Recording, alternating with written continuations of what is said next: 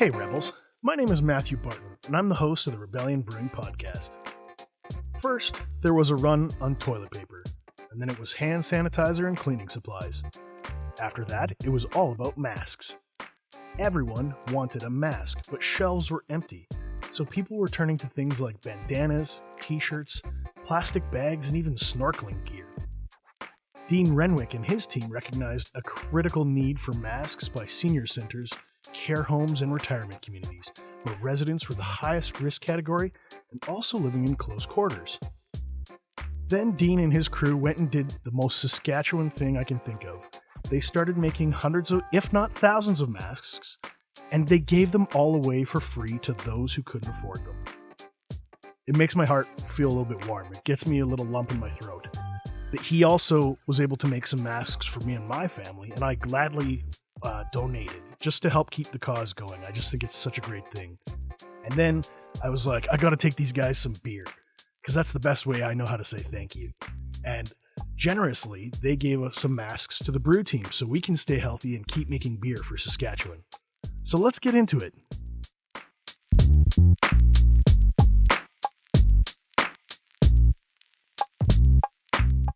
Dean, welcome to the show. Hi, how are you? Thank you.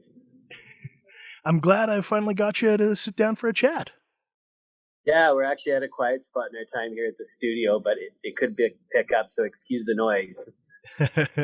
A real sense of place. Yeah, exactly.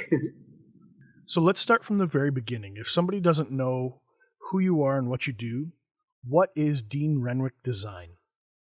Well, Dean Renwick Design Studio is a custom design house where we do couture clothing, custom made, as well as we do all types of alterations, anything that has to do with design and fabrication, we do. And I've been in business for about 17, 18 years now. I used to be on the Scar Street Mall above Snacks Hair Salon in the old Canada Book and Drug Building.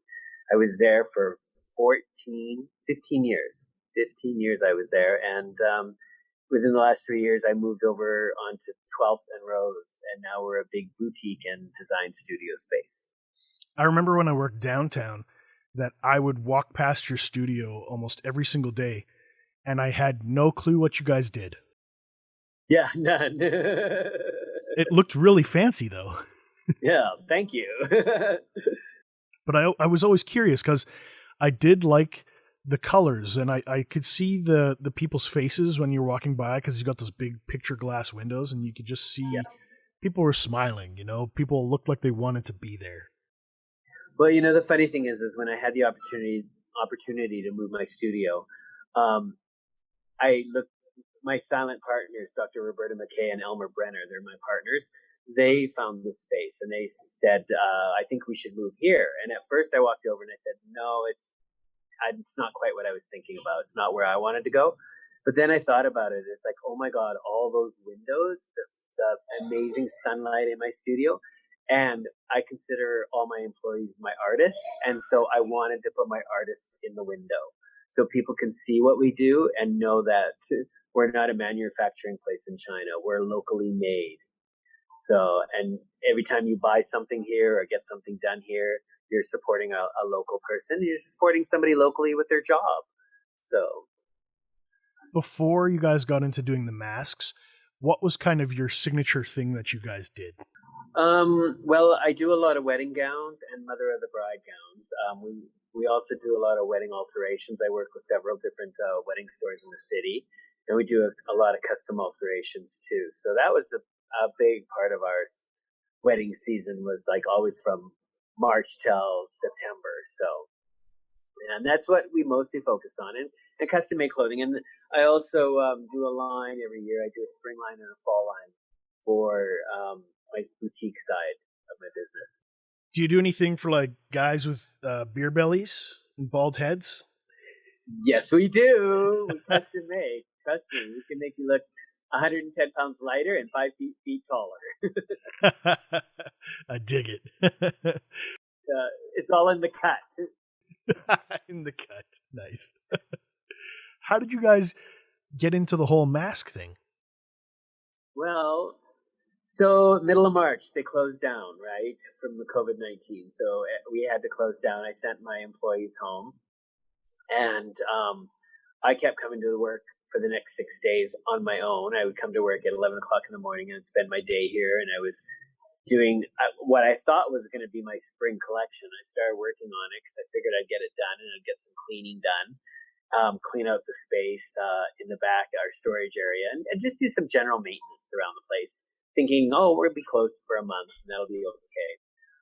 After 6 days, I really started thinking, I was like, I heard, that COVID-19 was starting to strike a lot of the seniors. And at first, I had talked to infectious disease nurses and asked them about doing masks for the hospital and nurses. And they got back to me and said, no, they couldn't do them because of policy and procedure, which is fine. I mean, it is what it is. It has to be that way for a reason. So once I heard that seniors are becoming the biggest risk going on in the world, the first thing I started thinking of is, what about seniors' homes? And then a friend of mine contacted me and he said, all seniors' homes are privately owned. Some are run by the government health agencies, but most are privately owned, and they have different policies and procedures. So I called my sister. She called around that morning, and within about 15, 20 minutes, she had an order for 250 of them, 250 masks. And we looked at each other and we thought, oh my God, this is what we need to do. Here we go. And so by later that day, we had a post out up on Facebook asking for volunteer sewers and donations of fabric and elastic. And it just snowballed from there. And when you say, that we've put out, we put out 4,000 masks, it's not just me and my family, it's the whole of Regina. All our volunteers, we have over 80 seamstresses that have been sewing like mad and cutting and pressing and just stepping up to the plate and becoming a part of this city like you wouldn't believe. And you're giving them away for free, which is crazy to me. Like, where does that come from in your mind? Like, how did you decide, I'm going to just give these away for free to people who need them? Well, my grandparents taught us that, when push comes to shove, you push back and you stand up for what you believe in, and you help where you can. And it's a good old prairie upbringing that we have, and we're grounded. We're really grounded people in this province, and that's the best thing about living in this city and living in this province. So you give back where you can, and my talent is what I can do, and I have an amazing talent, and I can sew, and I can lend that out to anybody who needs it. And what we can do is help save one senior one mask at a time. And same with all the people of Regina. They've all put in such great effort. They're all helping all the seniors one mask at a time. So, and we thought about giving, charging, but it's the seniors you need to give it. The seniors' homes and everything like that, it was a donation only. We donated straight to them. So, and I think that was the way to go. It's just what we have to do when you live in a province like this. There are a couple of the women who work at Rebellion who are really involved in the Sask fashion scene. And it's interesting to see the connections between craft beer and the fashion industry that I didn't understand before. So what we did was we got together with one of the distillers, Outlaw Trail Spirits, and we helped them put together basically their sanitizer product. We worked together as a community to then give away this sanitizer for free to frontline responders. And to hear what you say about giving away the masks, I'm just like, we're the exact same. We have the same values. We're coming from the same place. And I think that's really special. Yeah. And I think you should be really proud of yourself. Thank you. We really are. And you guys too. I mean, it's amazing how many businesses and people in this city have really stepped up to the plate and helped everybody out, and given it their all at no matter what cost to themselves, and that just shows pardon me, I'm going to lose it, but it just shows where we come from and who we are as a province. And it's an amazing thing. So, pardon me. Don't mean to lose it, but it's just a great feeling in the heart. It gives me a lump in my throat. It makes it hard to swallow just because I feel so much love for the people in this province. Yeah. When people like you do these amazing things. Yeah. And we've all done it. And we've all done it. Like, there's so many companies that you can list that have really helped out and done amazing. So, and now it's time to like get back into reality. And we still, like, we cannot stop helping. We have to continue helping as we all open back up and go forward with what our new reality is. Is it fair for me to assume that you've met a ton of new people through this project? Yes, it is very fair to say that. We've met a lot of seniors. And it's actually quite funny because a lot of the seniors have been coming in and they recognize my mother because it's kind of her generation that have been coming in. So that's been really funny too. And we've met a lot of other people and friends that we haven't seen for quite a while. They come in our door, they have to keep 6 foot distance. And it's been really nice to see all new people and meet new people. So.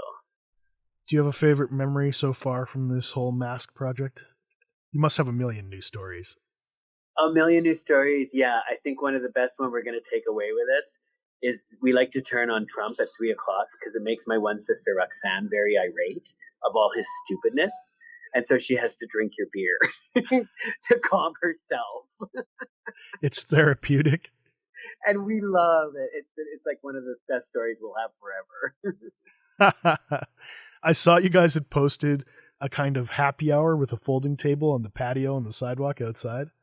Yes, yeah. That was fantastic. Yeah, Roxanne's turned it into happy hour. She's trying to miss Trump at 3:00, so she goes outside on Fridays and has a little happy hour and says hello to people. And the radio station across the street's popped in and said hello too. So that's fantastic. Yeah. Are people still able to get involved and volunteer with you? Yes, they can get a hold of us. They can email us at designstudio@sasktel.net and give us all our information. If they need a mask, same thing. Send us an email at designstudio@sasktel.net and give us your order and your phone number, which is very important, so we can call you when they're ready. And if you want to volunteer, then same thing. Email there, leave your phone number, and we can call you. Or you can, if you wanted to pick up a package of 25 masks, you can stop by. We'll have them ready for you to sew. If people want to just, maybe they don't feel comfortable taking masks for free, maybe they want to support you out financially and maybe buy a mask, what can they do? Well, we do have them for sale. They're $15 plus tax.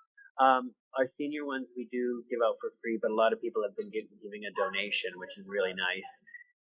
We're also giving a donation to, and honestly, I'm sorry, I can't think of the name of the place right now, but it brings classical music into seniors' homes.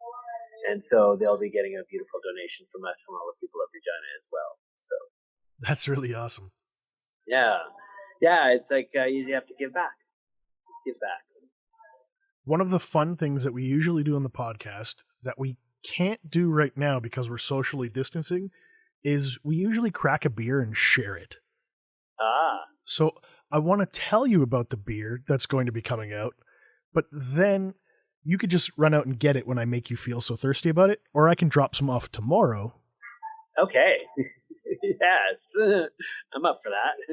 So this brand new special beer that's going to be coming out is called the Tovey Tribute Blood Orange Ginger Ale. Ooh. And what it is, its namesake is Cheryl Tovey, who's one of the pioneers of craft beer in Saskatchewan. She works at the Bushwhacker. I've known her for years and years, and she's just a staple personality that you have to know in the craft beer scene. And so it was a bit of a tribute to her. And what's happening is 100% of the proceeds from every sale is going to the YWCA. So it's going to be going to fund shelters, toiletries, supplies, helping them take care of some of the costs that they just need help with because COVID has pushed up the need for shelters so much more during this time. Wow, that's amazing. And that's a credit to Vanessa and our brewmaster, Vanessa Owen, and the Lady Rebels Beer Club, because it's all of them who came together. It was all women who brewed it. Okay. And now they're going to be taking those proceeds and giving it back to the women. Amazing. See? Very proud of you. This is what I mean. This is people like us in Saskatchewan stepping up. So. And it's going to have like bright, crisp, tropical citrus with some ginger heat on the end. If you're thirsty about it, I'm going to bring you some tomorrow. I would love some. That actually sounds really good. I'm up for that. 2 thumbs up. Yeah. Perfect. Last question from me. What's your post-COVID plan? You know what? I'm rolling with it right now. And if I have to change from glamour gowns to hospital gowns, it is what it is. And actually right now I am just starting to make dentist gowns. They have to be out when they open by the 4th. So I'm really sewing this weekend away like crazy. So, yeah. But, yeah, we'll make it work. Whatever we have to do, we have to do. That's awesome. Dean, from the bottom of my heart, from the bottom of all my listeners' hearts, I just want to say thank you. And thanks for being such an awesome person within our community. It's just making me feel really good today. Oh, thank you. I much appreciate all this.